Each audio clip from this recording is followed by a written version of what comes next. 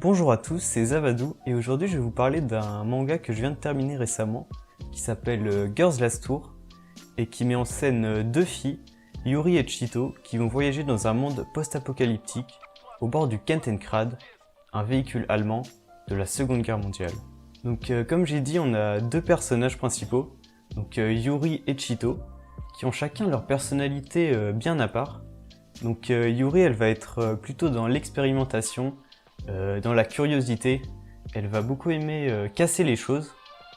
Et elle a aussi une grande passion qui est de manger beaucoup, même beaucoup plus que prévu. Alors que Chito a une personnalité beaucoup plus calme, on va dire, beaucoup plus pragmatique. Et sa grande passion à elle, c'est la lecture. Alors moi personnellement, j'ai beaucoup aimé cette amitié entre les deux personnages parce que je me suis beaucoup attaché en fait à leur personnalité, mais aussi au fait qu'elles soient assez naïves et que cette naïveté en fait contraste un peu avec le monde assez sombre et dévasté dans lequel elles vivent. J'ai remarqué aussi qu'elles avaient souvent des débats contradictoires, mais que quand il y avait des difficultés, elles n'hésitaient pas à s'entraider et j'ai vraiment trouvé ça très touchant. Alors, tout au long de l'histoire, on va découvrir plusieurs endroits, donc des usines à nourriture, des immeubles d'habitation, des centres d'aviation et même des temples mystiques.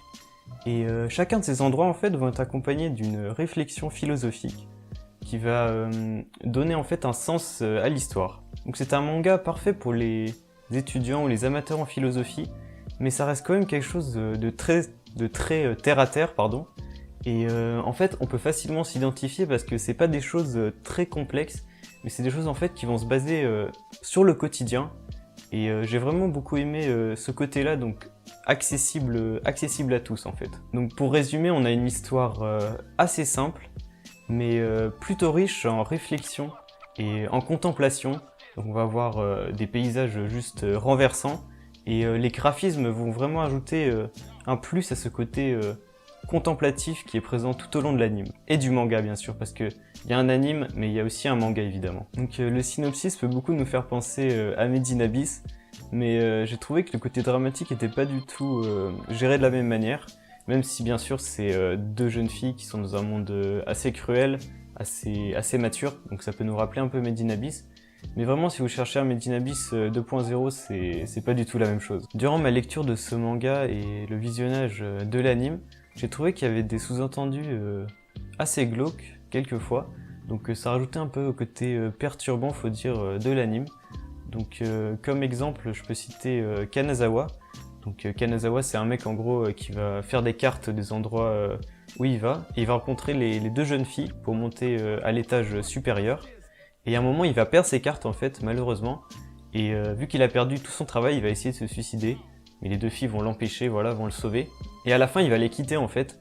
Et ce qui m'est venu à l'esprit en fait, c'est qu'il les a quittés en fait juste pour mettre fin à ses jours tranquillement. Tout au long du manga, il y a toujours des sous-entendus qui sont assez perturbants.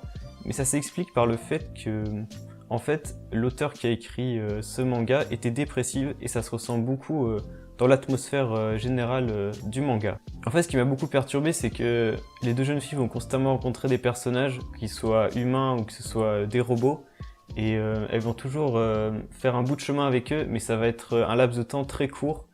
Et moi, personnellement, j'aurais aimé que tous les personnages restent ensemble, mais malheureusement, c'est pas le cas parce que c'est un seinen et que c'est assez mature. Et en même temps, ça ajoute vraiment au côté réaliste de l'histoire.